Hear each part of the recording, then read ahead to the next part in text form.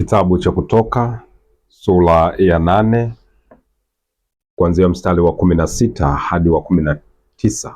Nasoma neno la Mungu, nasema hivi: Bwana akamwambia Musa, mwambie Haruni, nyosha fimbo yako ukayapige mavumbi ya nchi, ili kwamba yawe chawa katika nchi yote ya Misri. Nao wakafanya. Haruni akaunyosha mkono wake na fimbo yake na kuyapiga mavumbi ya nchi, nayo yakawa chawa juu ya wanadamu na juu ya wanyama. Mavumbi yote ya nchi yakawa ni chawa katika nchi yote ya Misri. Hao waganga nao wakafanya mfano wa hayo kwa uganga wao, ili kwamba walete chawa, lakini wasiweze. Mkono nako kulikuwa na chawa juu ya wanadamu na juu ya wanyama. Ndipo wale waganga wakamwambia Farao, jambo hili ni chanda cha Mungu. Na moyo wake Farao ukawa mgumu asiwasikize, vile vile kama Bwana alivyonena. Bwana Yesu asifiwe. Damu ya Yesu Kristo, imani yetu, tumaini letu. Neema na iwe kwako, na rehema na amani zitokazo kwa Mungu Baba yetu na kwa Bwana wetu Yesu Kristo. Amen.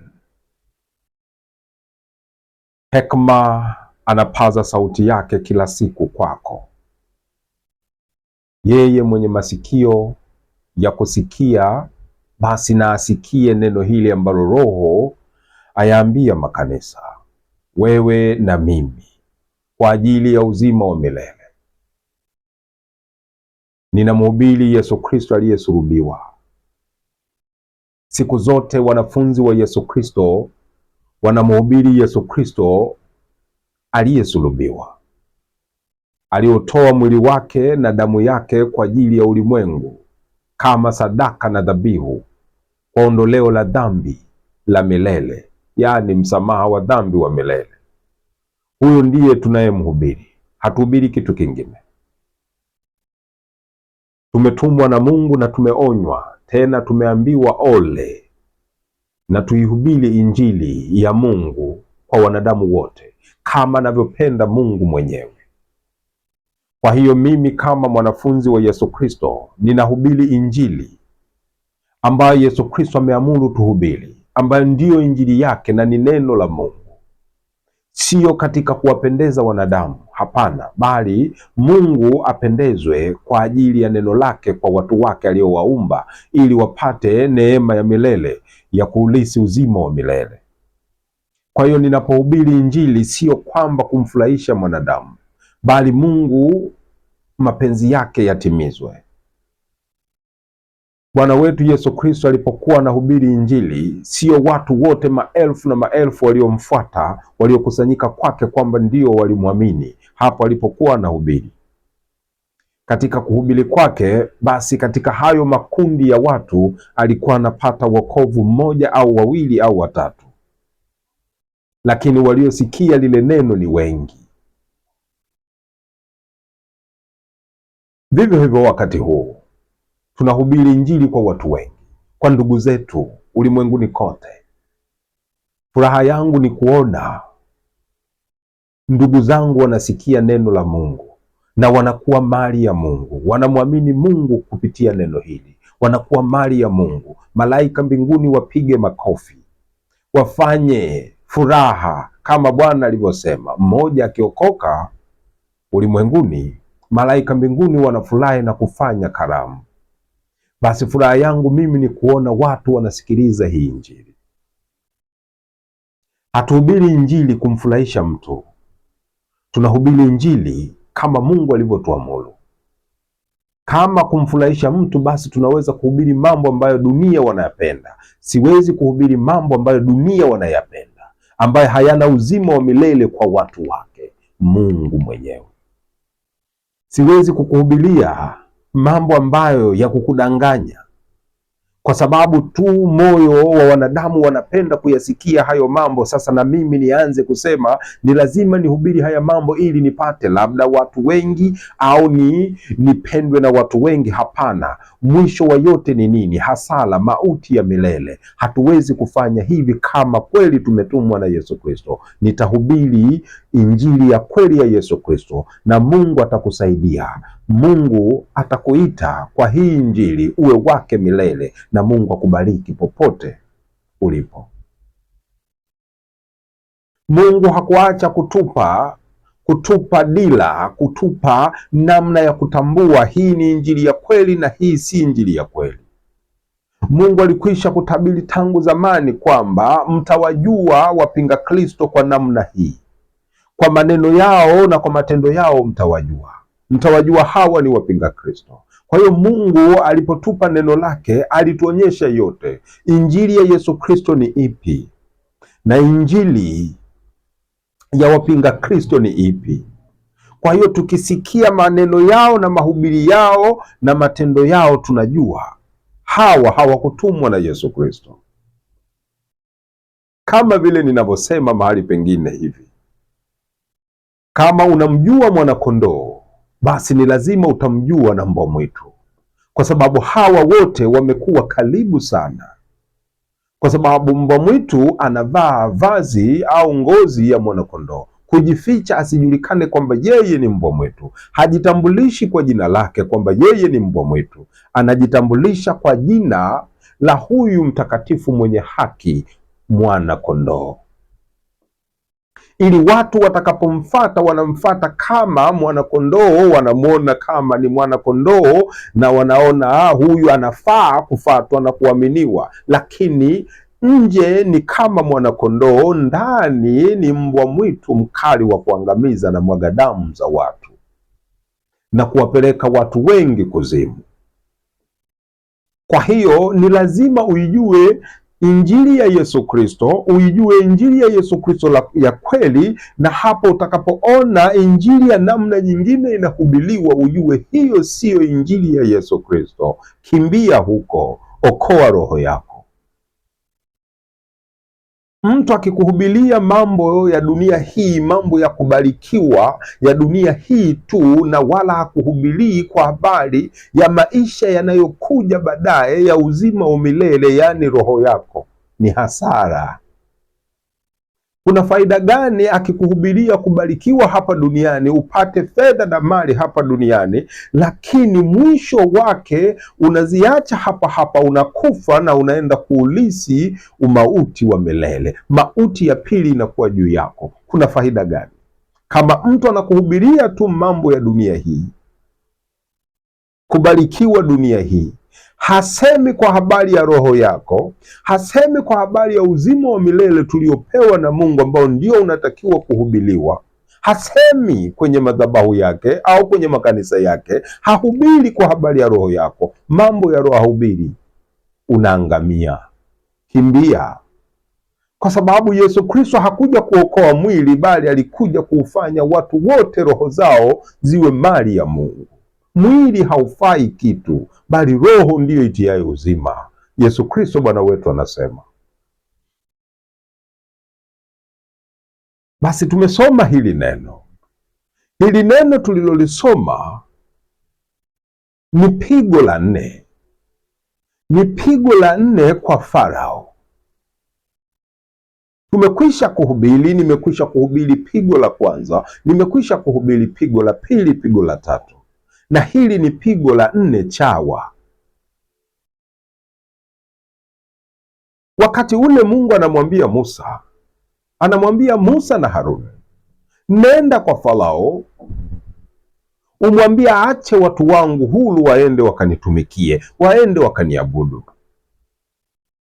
Na yeye atakapokataa, basi umwambie Haruni anyoshe mkono wake na fimbo yake, ayapige mavumbi ya ardhi, aipige ardhi, na kisha kuipiga, basi hayo mavumbi, katika hayo mavumbi kutatoka chawa, yatageuka kuwa chawa katika nchi yote ya Misri, kwa watu wote watakuwa na chawa. Ndipo Musa na Haruni wakafanya hivyo, wakaenda mbele za Farao kumwambia, uachie wana wa Mungu waondoke wamtumikie Mungu. Lakini Farao alikuwa mbishi, alikuwa na moyo mgumu sana. Ndipo Haruni alipopiga mavumbi kwa fimbo ya Mungu, na mavumbi yakawa chawa wote. Chawa wakaenea katika nyumba za wana wa Misri wote, katika nyumba zao wote, kwa watu wote. Wote ni chawa, kwa wanadamu hadi kwa wanyama. Nini maana yake maandiko haya matakatifu? Mungu anafundisha nini? Maandiko haya matakatifu ni unabii wa mambo yatakayotokea siku zijazo, ambazo siku hizo ni siku hizi tunazoishi sisi. Zamani zetu hizi yamekwisha kutokea yote, kwamba ni unabii Mungu alikuwa anautangaza kwamba nyakati zijazo ndivyo itakavyokuwa. Chawa wengi wataenea ulimwenguni. Chawa watakuwepo ulimwenguni kote, kwa kila mtu, kwa wanadamu na kwa wanyama. Hawa chawa wataenea kwa sababu Misri inawakilisha ulimwengu.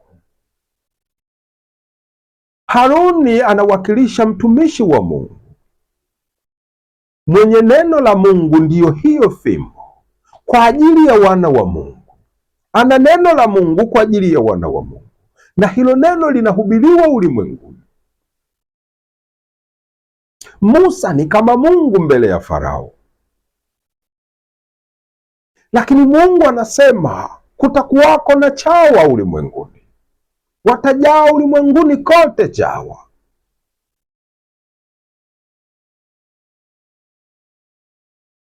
Mavumbi ya nchi yawe chawa, maana yake nini? Mavumbi ya nchi yanawakilisha wanadamu, kwa sababu mwanadamu ameumbwa kwa udongo. Mwanadamu ameumbwa kwa mavumbi ya nchi, kwa mavumbi ya ardhi. Kwa hiyo chawa wanatoka katika mavumbi ya ardhi. Hii kumaanisha katika wanadamu wote ulimwenguni, ndani yao, katika hao wanadamu watainuka chawa na kuenea kwa wanadamu wengine wote. Chawa watatoka kwa wanadamu wenyewe.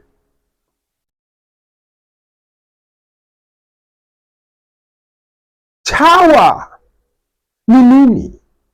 Kila mtu anamjua chawa, labda kizazi hiki, kwa sababu mambo yameendelea zaidi, teknolojia imeendelea.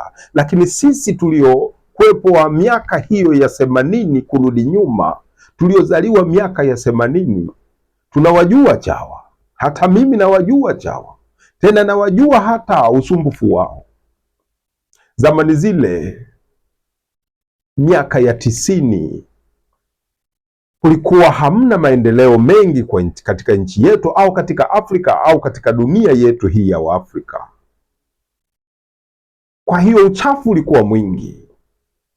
Watu wengi walikuwa wanaishi na chawa katika vichwa vyao, katika nywele zao na katika nguo zao, ndani ya miili.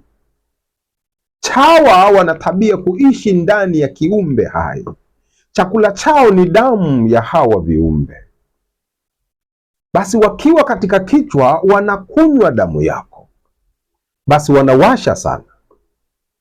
Wanataga mayai kwenye kichwa, katika hizo nywele. Wanataga mayai katika hizi nguo, katika pindo za nguo, kila mahali, kiunoni, shingoni, wanatapakaa huko, wanataga mayai. Basi huko wanakunywa damu yako. Hata mimi pia nimewahi kupatwa na hawa chawa. Wanakaa katika kichwa, katika nywele, kwa sababu zamani uchafu ulikuwa mwingi, maendeleo hayakuwepo bado. Huko vijijini chawa ni kitu cha kawaida. Zamani zile kulikuwa na nguo za ndani tunazovaa. Nguo za ndani zilikuwa kama uzi wao, nyuzi walizotengenezea hizo chupi ni kama magunia. Basi unakuta watu wenye hivyo vyupi, katika hizo vyupi wamejaa chawa tupu, na mayai yao yako humo, wanataga humo. Chawa wametapakaa, wanang'ata, wanawasha. Ukimtazama mtu awe mzima au mdogo, katika nguo yao wanatembea chawa, wanang'ata, ni kujikuna tu. Chakula chao ni damu ya wanadamu. Watu waliokuwa zamani hizo wanaelewa nikisema chawa maana yake nini. Ni mdudu ambaye anaishi kwenye nywele na kwenye nguo ndani ya mwili wako. Sasa Mungu ametumia huyu chawa kufundisha. Hamaanishi chawa huyu kiumbe hiki. Kuna chawa ambayo Mungu anataka tumjue.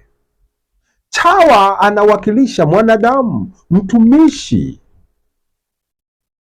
Chawa hapa anamaanisha watumishi, wachungaji wa uongo, wachungaji wa mshishahara, wachungaji wezi, matapeli, watumishi wa Mungu walio matapeli, wazulumwaji. Hawana neno la Mungu, wana maneno ya dunia kuwadanganya watu ili wapate chakula, ili wapate kushiba. Wanakula jasho la watu, wanakula jasho la watu.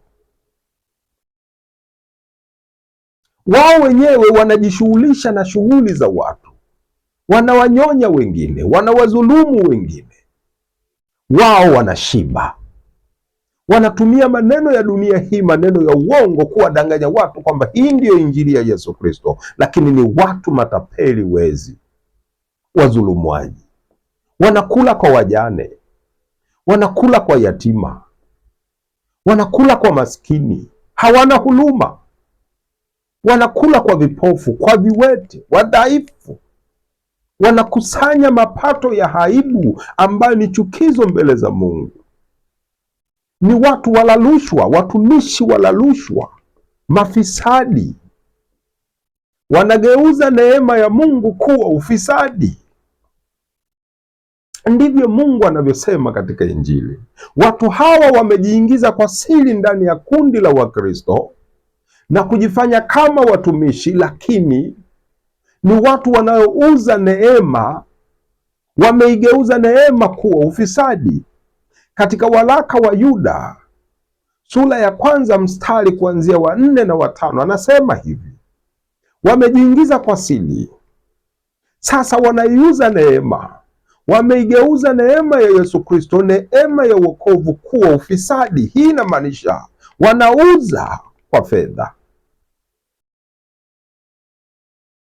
Watu hawa ni wachungaji wa mishahara, wanawaza tu pesa, wanawaza fedha na mali, wanawaza majumba na magari.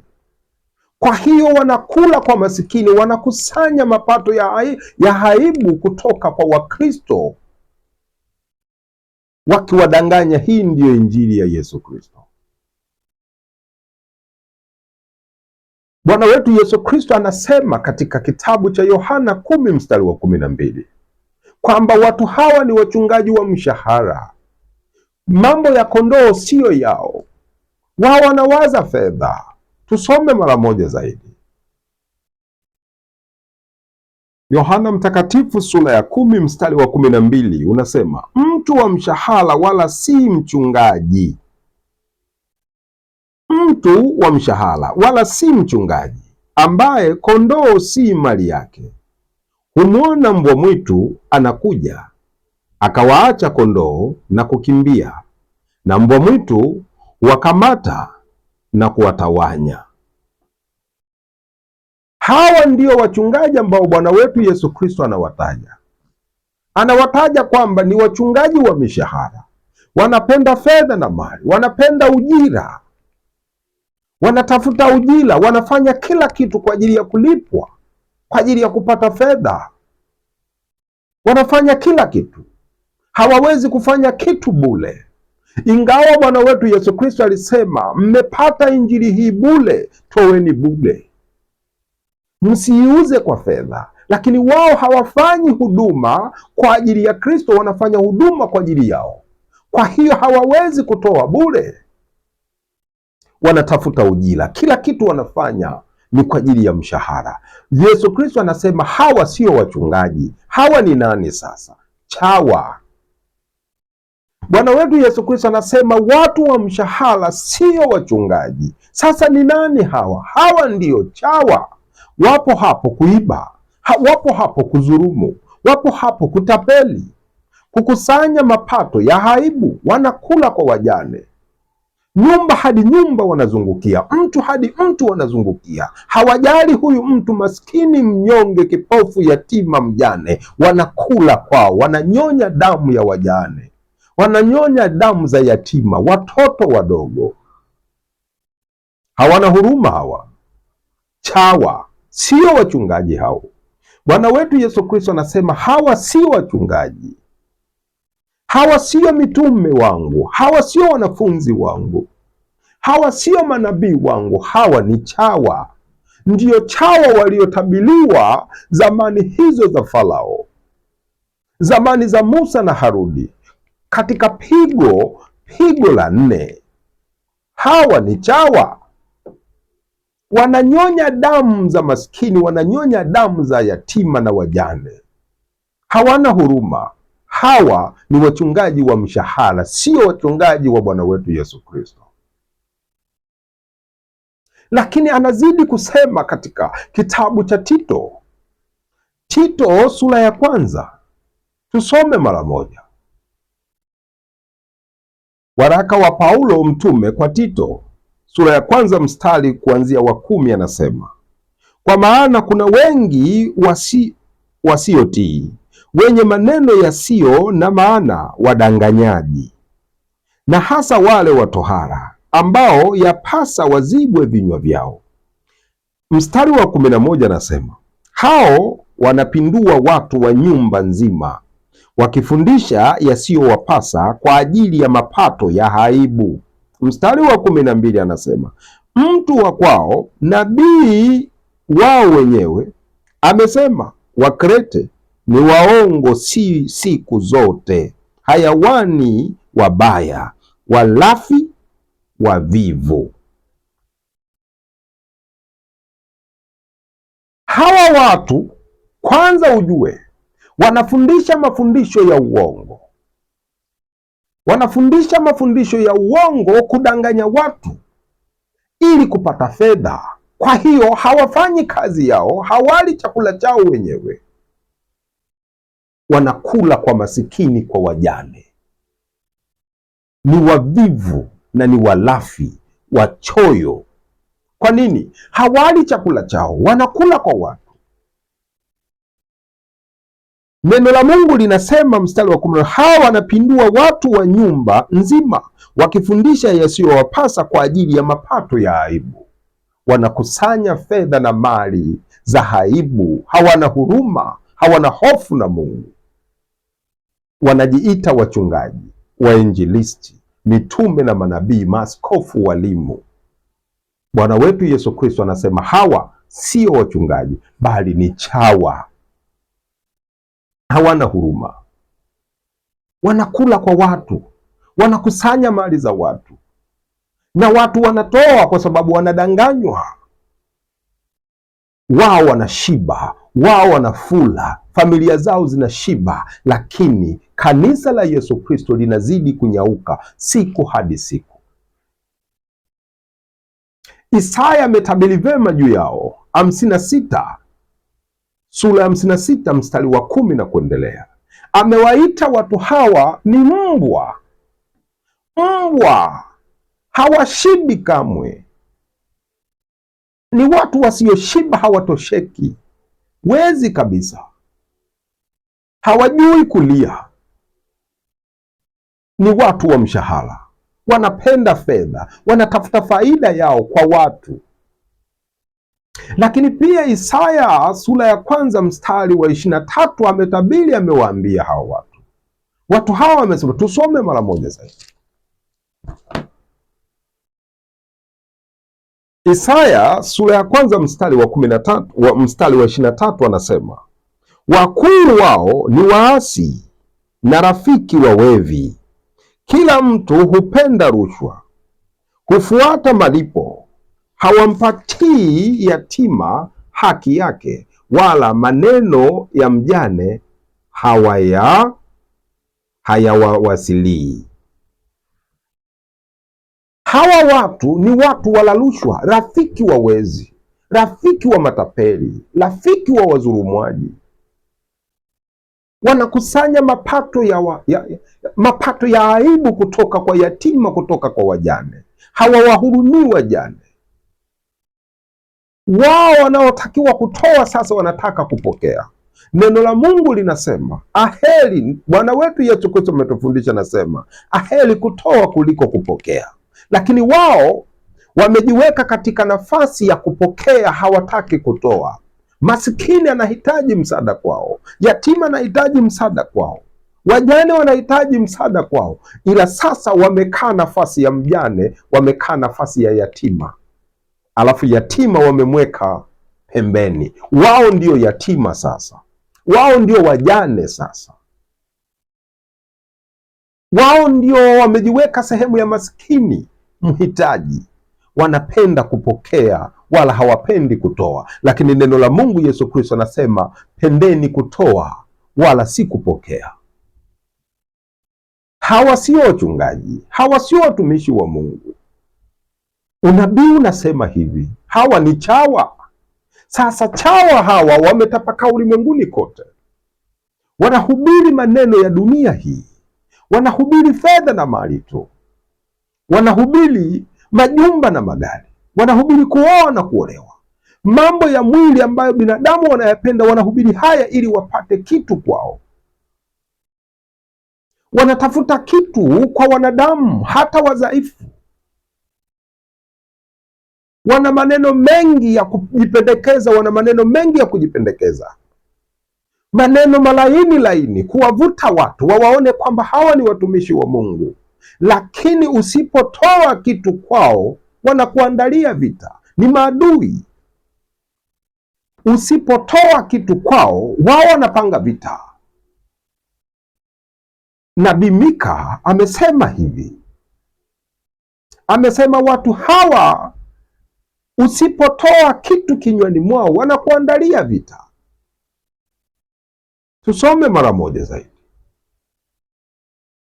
Mika sura ya 3 mstari wa 5 unasema hivi: Bwana asema hivi katika habari za manabii wanaowakosesha watu wangu, hao waumao kwa meno yao na kulia amani, na mtu awaye yote asiyetia kitu vinywani mwao, wao humwandalia vita.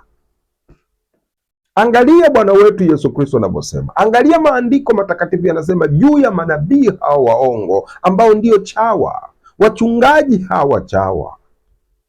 Watu hawa wanaongea maneno maraini mazuri ya kujipendekeza, lakini usipotoa kitu kwao, wanakuandalia vita. Huwezi kusali kwenye makanisa yao. Hata wengine tumewasikia kwa masikio yetu wenyewe. Usipoleta pesa hapa, mlango ni huo, toka, rudi kwenu. Hawa wanafanya kazi ya Mungu, hawa wanafanya kazi ya matumbo yao. Ni chawa, wanakula kwa maskini. Wengine wamethubutu kusema kwamba hata kama wewe ni kilema maskini, umepewa, umesaidiwa shilingi 500, lazima uilete hapa. Kama huileti, bora usije kanisani. Hii inamaanisha hawa hawakutumwa na Yesu Kristo. Hawa ndio wala rushwa, wachungaji wa mshahara. Mambo ya kondoo sio yao. Chawa wanakula kwa wajane na maskini na yatima. Usipotoa kitu kwao, wanakuandalia vita. Kwa hiyo hawajatumwa na Mungu, hawajatumwa na Yesu Kristo. Wanatabiri mambo yao wenyewe, wanatabiri mambo ya mwili ili kujiona kwamba watu wawaone wao ni manabii, lakini sio manabii.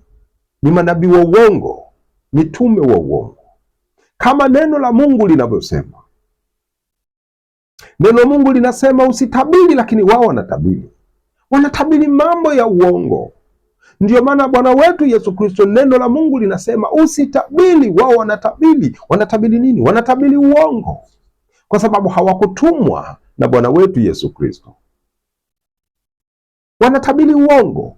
Mika sura ya 2 inasema hivi. Mika sura ya 2 mstari wa 6 unasema, msitabiri, ndivyo watabirivyo. wasiyatabiri mambo hayo. Lawama hazikomi. Mungu anasema msitabiri, wao ndivyo wanavyotabiri. Kwa sababu gani? Kwa sababu gani Mungu anasema wasitabiri mambo hayo, wao ndo wanatabiri mambo hayo? Kwa nini? Ukisoma Mika hiyo 3 anasema hivi, mstari wa 11. Mika 3 mstari wa 11 anasema, wakuu wake huhukumu ili wapate rushwa, na makuhani wake hufundisha ili wapate ijara, na manabii wake hubashiri ili wapate fedha, ila hata hivyo watamtegemea Bwana na kusema, je, hayupo Bwana katikati yetu? Watawaambia watu kwamba wao wametumwa na Bwana, wao ni watumishi wa Yesu Kristo, Bwana wetu Yesu Kristo yuko kati yetu. Wanasema hivi, lakini wanabashiri ili kupata fedha na mali. Maandiko yanasema. Kwa hiyo Mungu anaposema msitabiri, wao wanatabiri ili wapate fedha, wanatabiri uongo. Hawakusikia neno kwa Bwana wetu Yesu Kristo, hawawajibiki kwa Yesu Kristo, hawamtumikii Bwana wetu Yesu Kristo, wanatumikia matumbo yao wenyewe. Ni chawa, kama Mtume Paulo alivyosema katika Warumi 16 mstari 17, 18. Watu hawa hawamtumikii Bwana wetu Yesu Kristo, bali wanatumikia matumbo yao wenyewe. Lakini katika kitabu cha Waefeso sura ya 3 anasema mstari wa 17, 18, 19 anasema watu hawa ni adui wa msalaba wa Yesu Kristo. Mungu wao ni tumbo. Chawa hawa wanafanya kazi ya tumbo, kujaza matumbo yao, wananyonya damu za watu wengine kujaza matumbo yao, alafu wameyaita hayo mafundisho yao ya uongo kwamba hii ndiyo injili ya Yesu Kristo. Wamelaaniwa, wamekwisha kulaaniwa. Hivi ndivyo walivyo, wanafanya mambo ya ajabu. Hawafanyi hii huduma kwa hiari, kwa kumtii Bwana wetu Yesu Kristo. Wanafanya hii huduma kana kwamba wamelazimishwa. Sasa wanataka fedha na mali, wanakusanya mapato ya aibu, mapato ya aibu. Mtume Petro na ameonya jambo hilo. Lazima tufanye hii kazi kwa hiari. Kama tukifanya kwa hiari tuna heri, lakini wanaofanya kama kalazima, hawa ndio wanakusanya mapato ya aibu kwa njia ya uongo, wakilitumia jina la Yesu Kristo. Anasema hivi katika waraka wa kwanza sura ya 5, anasema hivi, tusome mara moja zaidi. Waraka wa kwanza wa Petro sura ya 5 mstari wa 2 anasema hivi, lichungeni kundi la Mungu lililo kwenu na kulisimamia, si kwa kulazimishwa, bali kwa hiari, kama Mungu atakavyo, si kwa kutaka fedha ya aibu, bali kwa moyo, wala si kama wajifanyao mabwana juu ya mitaa yao, bali kwa kujifanya vile vile kama lile kundi, kwa kujifanya vielelezo kwa lile kundi. Mtume Petro anatuambia tufanye kazi kwa hiari, ukimtii Mungu na kumpenda Bwana wetu Yesu Kristo, kwa sababu kila aliyempenda Yesu Kristo atahubiri mwili na damu ya Yesu Kristo. Ndiyo tumekombolewa kwa hiyo. Lakini yeye anayemchukia Yesu Kristo anahubiri mapato ya aibu, anakusanya mapato ya aibu, anaacha kuwafundisha watu kwa habari ya mwili na damu ya Yesu Kristo. Ndiko imani yetu iliko. Kwa sababu ukisema una injili ya Yesu Kristo au unampenda Yesu Kristo, tunataka kuona unahubiri mwili na damu yake, kwa sababu mwili ndio uliotolewa kwa ajili ya dhambi zetu, ukapigwa msalabani. Kwa hiyo utahubiri kwa habari ya mwili wa Yesu Kristo, utahubiri kwa habari ya damu ya Yesu Kristo, ndiyo iliyomwagika msalabani kwa ajili ya msamaha wa dhambi zetu. Sasa unasemaje unamwamini Yesu Kristo alafu unahubiri fedha na mali? Chawa. Hawa ndiyo chawa Mungu anatabiri kwa habari hii, wametapakaa ulimwenguni kote. Sasa wako kila nyumba, kwa kila mtu, kwa sababu mahali pengine nywele zinawakilisha, zinamaanisha utukufu au kanisa la Mungu, kwa sababu liko juu ya kichwa, yeye kichwa ambaye ni Kristo. Kristo ndiye kichwa, na nywele katika hicho kichwa ndiyo kanisa lake. Sasa chawa hawa wa jinsi ya mwili wakikaa kwa mwanadamu, kwanza wanaingia kwenye nywele, wanakaa kwenye nywele za kichwa, alafu wanakaa kwenye nguo za huyo mtu. Kwa hiyo wanaanza kula kabisa kwenye kichwa. Hii maana yake nini? Kama chawa wanaishi ndani ya nywele za kichwa chako, hii inamaanisha chawa wameingia katika kanisa la Yesu Kristo, kwa sababu Yesu Kristo ndiyo kichwa. Sasa chawa anakaa wapi? Chawa anakaa kwenye nywele. Sasa katika kanisa la Yesu Kristo kumeingiliwa na chawa, wananyonya damu za kanisa, wananyonya damu za Wakristo. Mungu awasamehe wale wanaohubiri mahubiri haya ya dunia, wamejikuta wamekuwa chawa pasipo hata kujua, kwa sababu wamejifunza kwa hawa machawa makubwa. Sasa wengine wamefika mahali wanahubiri mahubiri kwa kuwaiga hao machawa wakubwa, wamejikuta na wao ni chawa bila kujua. Mungu awasamehe na Mungu awarudishe katika kundi lake. Usiwe chawa tena. Ninaomba hata Wakristo wanaosikiliza mahubiri, mafundisho ya uongo kutoka kwa hawa chawa, Mungu awape neema, watoke huko, waje tusali pamoja, twende mbinguni. Tunahubiri Injili, mwisho wa siku twende mbinguni. Hatuhubiri Injili mwisho wa siku tuwe matajiri hapa, tuishie hapa. Tunahubiri Injili kwa ajili ya roho zetu, twende mbinguni wa Kristo. Yesu Kristo hayupo hapa duniani, Yesu Kristo yuko mbinguni. Twende kwa Kristo aliko. Tunahubiri mambo ya mbinguni, hatuhubiri mambo ya dunia hii. Dunia ina mwisho, ina ukomo, lakini roho zetu zina umilele. Twende mbinguni. Hubiri mwili na damu ya Yesu Kristo. Acha kuwa chawa, wala usiwasikilize hawa chawa, wanakudanganya. Mafundisho ya fedha na mali siyo injili ya Yesu Kristo. Watu hawahubiri kabisa damu ya Yesu Kristo. Imewatenda ubaya gani? Yeye aliyewakomboa msalabani, sasa mnamchukia, hamtaki kumsikia. Kwa nini? Unaichukia roho yako mwenyewe, unachukia uzima wa roho yako mwenyewe, maana hukumu ipo. Hukumu ipo. Fedha hazitaonekana mbele zako kukusaidia, magari hayataonekana, majumba hayataonekana, starehe za dunia hazitaonekana. Siku ile ataonekana Kristo mbele yako, na wewe huna damu ya Kristo, jehanamu ya moto, mauti ya pili. Usiwe chawa. Basi leo ni pigo la 4 ninahubiri. Mungu anatangaza kwa habari, Mungu anahubiri kwa habari ya chawa watakaoenea duniani, ambao sasa wako ndio hao wachungaji wa uongo walioitwa wachungaji wa mshahara, hawa wenye kukusanya mapato ya aibu, wanakula kwa wajane. Hawa wanawaza pesa tu, kwa hiyo wanahubiri pesa. Wanawaza magari na majumba, kwa hiyo wanahubiri tu magari na majumba, alafu wanajiita wachungaji.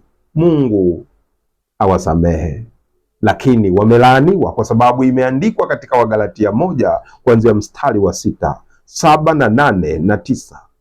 Mtu yoyote akihubiri injili ambayo siyo hii tuliyowahubiria sisi, Mtume Paulo anasema basi na alaaniwe, akiwa malaika au mwanadamu, alaaniwe. Mitume hawakuhubiri fedha na mali, bali walionya fedha na mali isihubiriwe, kwa kuwa haikutukomboa sisi. Leo chawa wameenea, wanafundisha mafundisho ya haya fedha na mali, na watu wengine wanaiga, wanajifunza kwao. Chawa wanaenea, chawa nazidi kuzaliana. Basi wewe geuka, wewe geuka, mtumaini Yesu Kristo, mwamini Yesu Kristo peke yake. Tumaini damu ya Yesu Kristo, ishi na damu ya Yesu Kristo, ipende damu ya Yesu Kristo, shika damu ya Yesu Kristo, lala na damu ya Yesu Kristo, kufa na damu ya Yesu Kristo. Wakati ukifika utafufuka ukiwa na damu ya Yesu Kristo, una uzima wa milele. Hii ndiyo imani yetu, na kama ilivyo salamu yetu, mwili na damu ya Yesu Kristo, imani yetu, tumaini letu. Neema na iwe kwako, na amani na rehema zitokazo kwa Mungu Baba yetu na kwa Bwana wetu Yesu Kristo. Amen.